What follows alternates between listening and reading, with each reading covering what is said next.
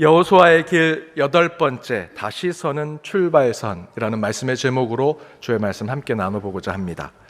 제가 어떤 일을 하다가 일이 잘 풀리지 않고 잘 안 될 때, 다시 일을 시작해야 할 때 이렇게 말하면 일이 잘 풀릴 때가 있습니다. 에라 모르겠다, 될 대로 되라 라고 얘기합니다. 정말 이렇게 얘기하면 일이 잘 풀립니다. 여러분, 목사님이 무슨 성경 구절 얘기하실 줄 아셨죠? 그런데 실제로 에라 모르겠다, 될 대로 되라 하고 일을 다시 시작하면 일이 풀립니다. 그런데 그렇게 말씀하시는 분들의 하나 같은 공통점은 무엇인가 시작했다가 실패하고 성공하지 못해서 다시 시작할 때 에라 모르겠다, 될 대로 되라 라고 하는 그 표현은 표현에 불과한 것이고요. 그렇게 이야기하시는 그리스도인들, 믿음의 사람들의 본뜻이 있습니다. 그것은요, 하나님, 저는 이제는 못합니다, 하나님이 해주셔야 됩니다 라는 본 메시지가 그 안에 들어있다라는 것이죠. 실패를 경험하고 다시 시작할 때 특별히 우리 믿는 자들이 보여줘야 할 신앙의 모습은 모든 것을 하나님께 맡기고 다시 시작해갔다 하는 마음의 결단이 있어야 한다라는 것입니다. 그렇게 내려놓고 오직 하나님이 허락하신 대로 갈 때 될 대로 되라 라고 하는 그 표현 안에는 아닙니다, 이젠 저는 못합니다, 하나님이 해주셔야 합니다 라는 마음의 결단으로 갈 때 저와 여러분은 다시 시작하는 그 출발선에서 재개할 수 있고 회복할 수 있다라는 것이죠. 바로 그에 대한 말씀이 오늘 본문에 나옵니다. 이스라엘 백성들이 다시 가나안 땅 앞에 섰습니다. 첫 번째는 실패했었죠. 그리고 40년 만에 다시 그 자리에 섰습니다. 다시 출발선에 선 것입니다. 처음 선 것이 아니라 다시 선 것입니다. 그래서 이스라엘 백성과 여호수아의 마음에는 이런 생각이 자리 잡고 있지 않았을까요?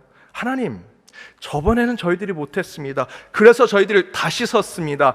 이제 하나님이 해주셔야 합니다 라는 마음.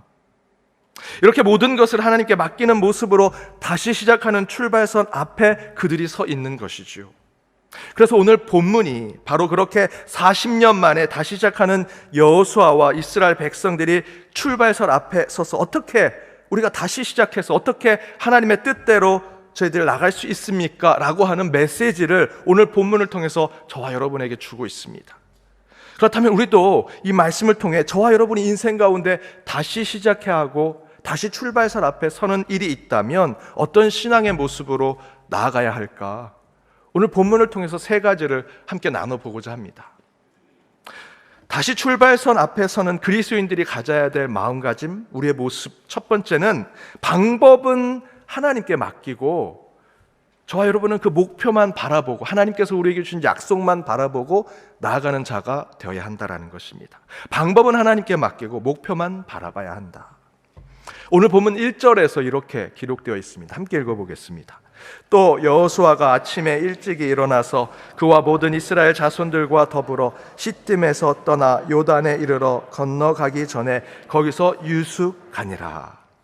모세의 죽음으로 40년 광야를 마무리하고 여호수아를 통해 이제 약속의 땅 앞에 섰습니다. 1절 말씀 보니 이제 시딤을 떠나서 요단강 바로 앞에까지 와서 그곳에서 유숙했다라고 1절에서 기록하고 있죠. 그렇게 요단강 앞에 섰을 때 여호수아와 이스라엘 백성들이 무슨 생각을 했을까요? 야, 이제 드디어 다 왔구나, 이제 강만 넘으면 되겠구나, 이제 모든 것이 끝났어 라는 생각을 했을까요? 물론 그런 생각도 했겠죠. 하지만 좀 더 현실적인 생각을 해본다면 그 이스라엘 백성 여호수아의 입장을 한번 생각해 보십시오.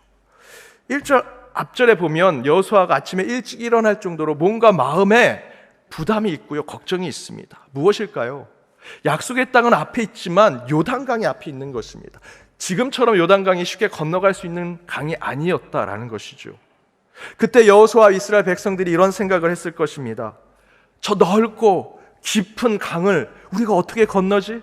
우리는 광야만 40년 왔다 갔다 했지 배도 하나 만들 줄 모르고 다리도 없는 이 강을 어떻게 건너지? 라는 생각을 했을 것입니다. 그리고 인간적으로 강을 건널 방법에 대해서 걱정하고 고민했을 것이죠. 어떻게 하면 다리를 놓을 수 있을까? 어떻게 하면 배를 만들 수 있을까? 어떻게 건너야 하는가? 내가 어떻게 해야지? 라는 생각을 그들은 했을 것입니다. 이스라엘 백성 앞에 요단강이 있습니다. 배도 하나 없고요, 다리도 하나 없습니다. 전에 홍해를 갈랐던 모세도 그 자리에 없습니다. 하지만 하나님의 음성은 요단강을 건너가라는 약속만 있죠. 그렇다면 이스라엘 백성과 여호수아가 해야 할 일은요, 그 방법을 자기들이 찾는 게 아닙니다. 배를 만드는 게 아니고요, 요단강을 건너가는 것입니다. 여러분, 그 세세한 방법, 그 요단강을 건너는 방법은 하나님이 가르쳐 주시겠죠. 이끌어 주시겠죠. 그것이 저와 여러분이 가지는 신앙과 믿음 아니겠습니까? 다시 시작할 때 첫 번째, 하나님이 우리에게 가르쳐 주시는 것은 방법이 아닙니다. 약속된 그 목표입니다. 다시 서는 그 출발선 앞에서 저와 여러분에게 하나님이 방법을 가르쳐 주진 않으시더라. 그리고 저와 여러분이 그 방법을 따져서도 안 됩니다. 하나님이 저와 여러분을 다시 새롭게 출발선에 세우신다라는 것은 다시 그 하나님의 뜻에 가까운 그 약속을 바라보게 하시는 것입니다.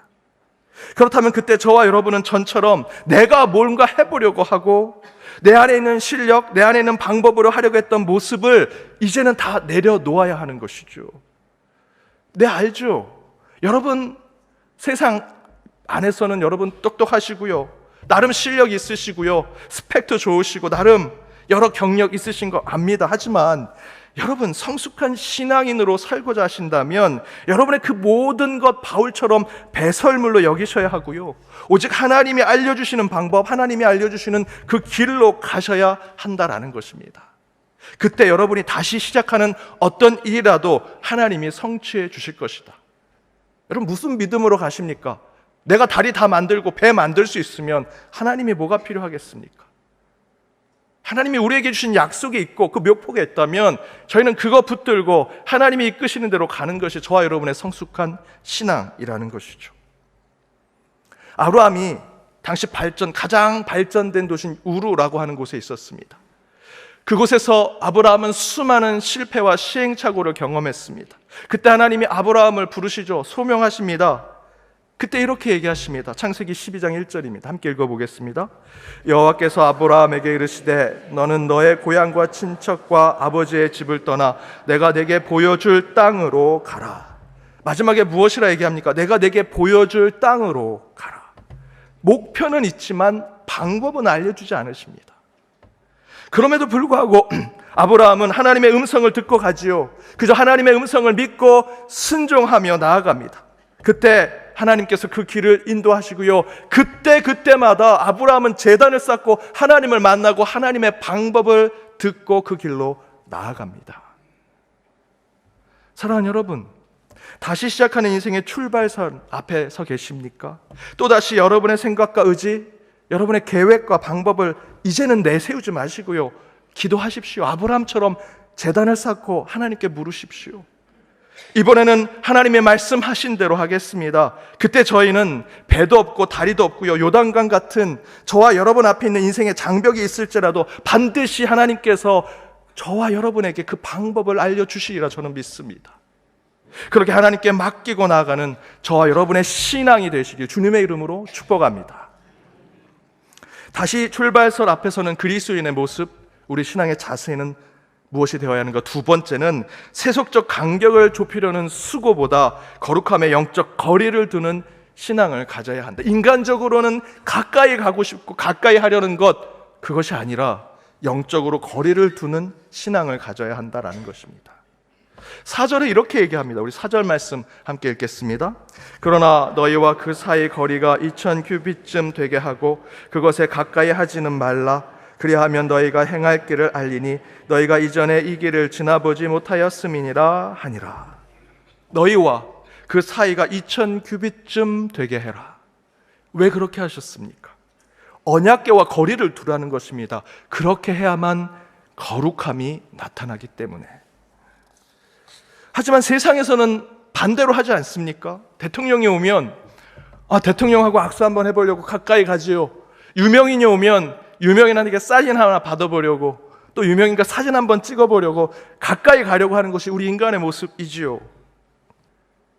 그런데 성경에서는요, 그렇게 하나님께 가까이 하는 거룩한 신앙에 대해서 이렇게 증거합니다. 출애굽기 3장 4절에서 5절입니다. 우리 함께 읽어보겠습니다.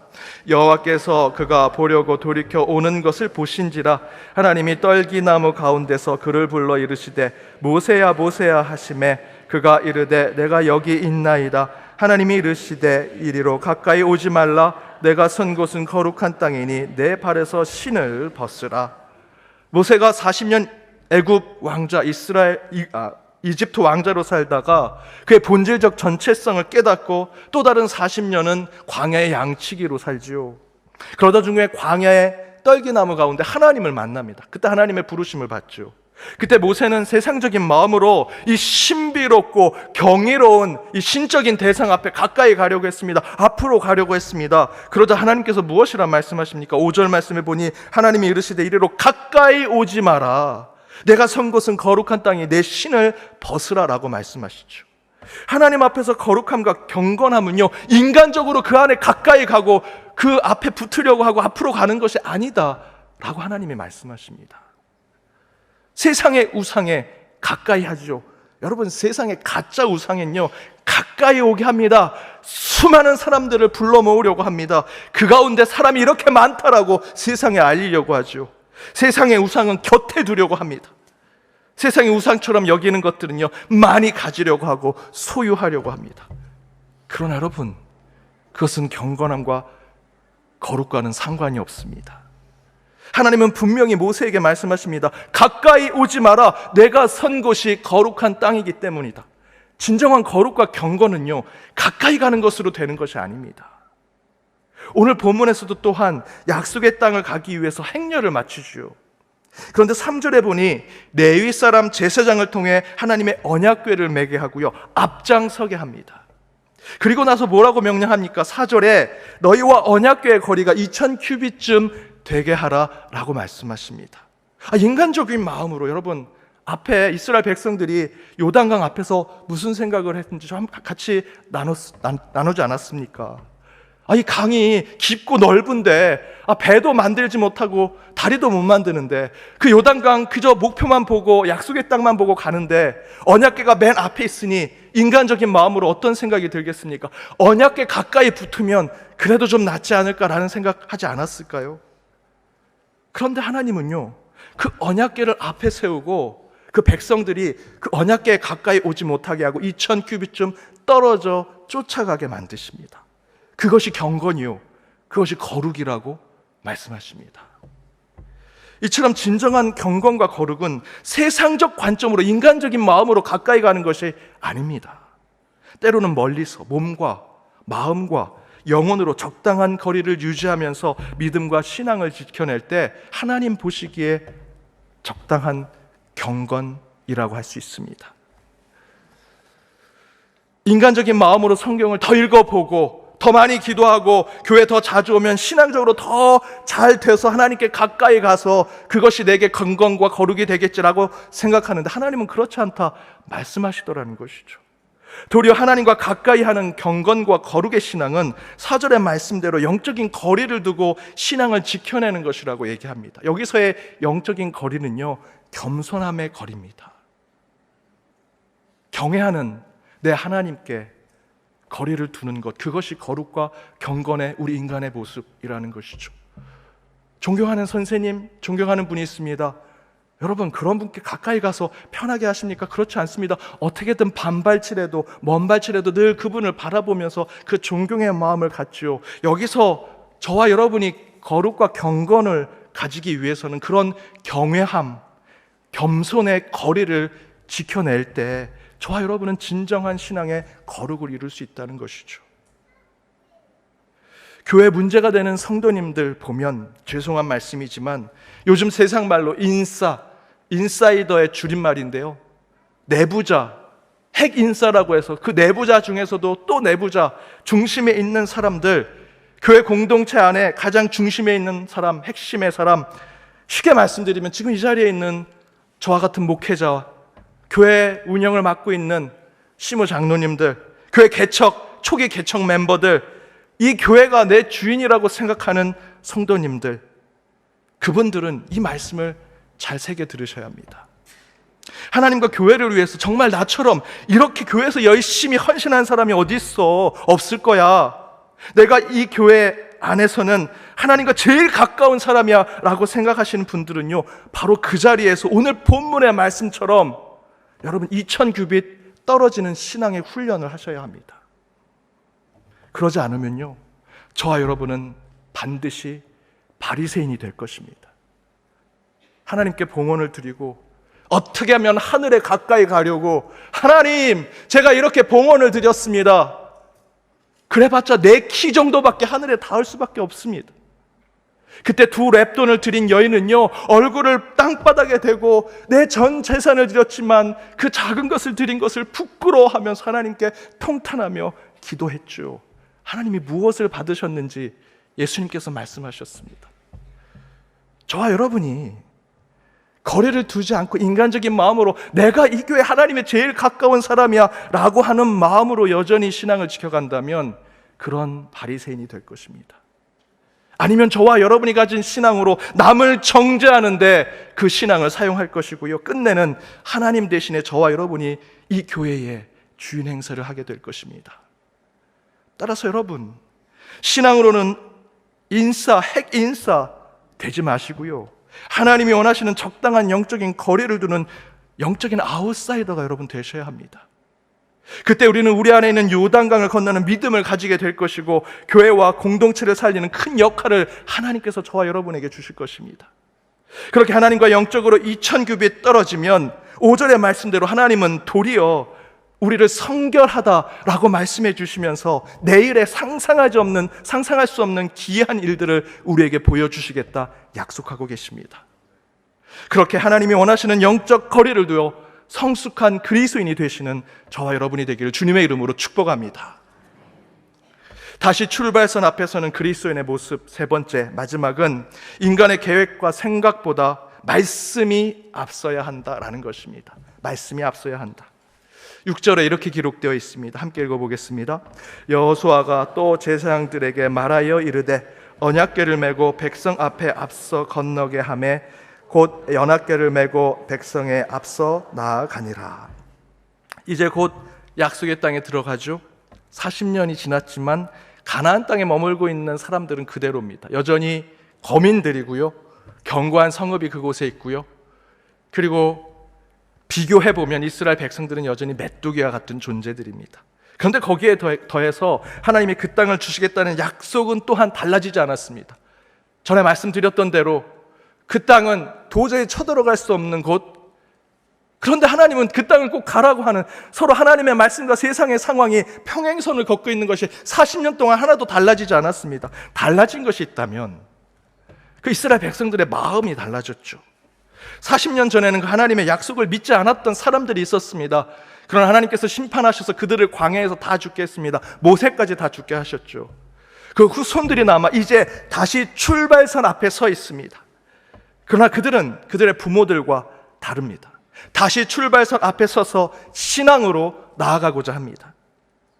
먼저는 앞에 말씀드렸던 대로 인간적 환경을 보지 않습니다. 하나님이 약속해 주신 목표만 바라보고 가죠. 방법은 기도하고 그 순간순간마다 하나님께 맡기고 나아갑니다. 또한 두 번째로 세속적 종교심으로 가지 않습니다. 하나님이 원하시는 거룩과 경건함의 거리를 지켜내면서 가지요. 그리고 세 번째로 지금 하나님의 약속의 땅 앞에 다시 새롭게 선 출발선에 있는 이스라엘 백성들은요, 인간의 계획과 생각, 자기들의 판단과 방법과 능력 내려놓고 오직 하나님의 말씀만 붙들고 가더라라는 것입니다. 그 증거의 말씀이 6절의 말씀입니다. 어쩌면 이스라엘 백성들은 약속의 땅에 들어갈 때 전쟁을 해야 될지도 모릅니다. 공격을 받을지도 모르고요. 그런데 하나님의 명령은 이겁니다. 6절의 말씀대로 언약궤를 메고 백성들보다 앞장서서 가라 라고 얘기하죠. 의아하지 않으십니까?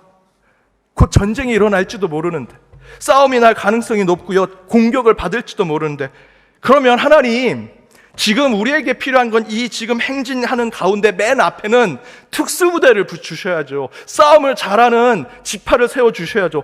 왜 거기에 그 레위 지파 제사장들을 맨 앞에 세워서 언약궤를 앞에 두십니까? 라고 하지 않았을까요? 그런데 하나님의 뜻은요, 맨 앞에 말씀을 세워 가게 하셨다는 겁니다. 저와 여러분이 이 말씀을 꼭 기억해야 합니다. 특별히 새로운 출발을 앞두고 있는 분들은 반드시 이 말씀을 지켜내셔야 합니다. 우리 앞에 있어야 할 것은 세상에 이겨낼 수 있는 송곳과 같은 세상의 전술과 전략, 지혜와 방법과 능력이 아니고요, 말씀이라는 것입니다.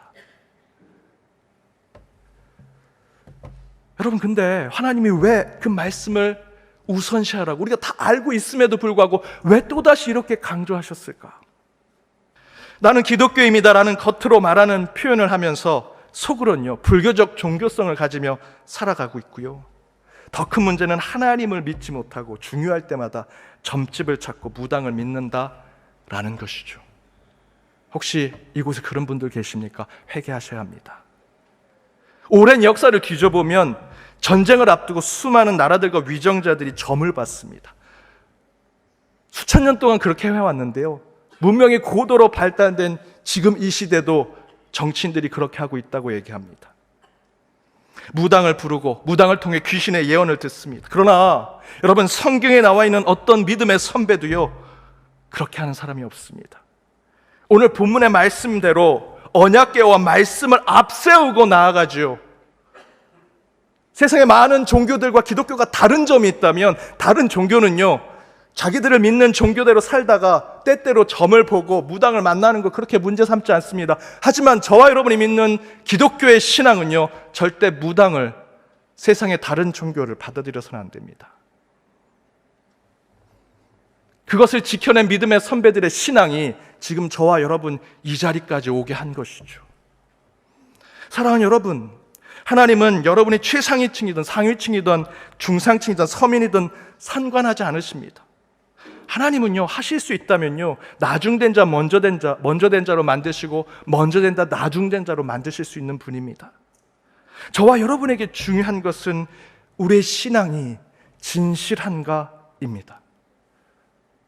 내 겉모습이 크리스찬인데 내 마음도, 내 심중도 하나님 중심과 말씀을 앞세우는 신앙을 갖고 있는가? 진정으로 말씀이 우선되고 하나님의 뜻이 내 인생에 앞서 있는가를 하나님은 보신다라는 것이죠. 여러분, 여러분의 모든 결정 앞에 언약궤, 곧 하나님의 말씀을 두셔야 합니다. 실패한 일이 있으십니까? 다시 시작해야 할 일이 앞에 있으십니까? 여러분의 경험과 지식, 여러분의 판단과 계획은 과감하게 쓰레기통에 버리시고요, 하나님의 말씀을 앞에 두시고 하나님의 뜻만 붙들고 가시는 저와 여러분이 되기를 바랍니다. 그때 하나님께서 반드시 아무것도 없던 이스라엘 백성들을 요단강을 건너게 하셨던 것처럼 저와 여러분에게도 그 기이한 일들을 이루어 주시리라 믿습니다. 그렇게 다시 서는 인생의 출발선에서 거룩한 일들을 체험하고 경험하시는 저와 여러분이 되기를 주님의 이름으로 축복합니다.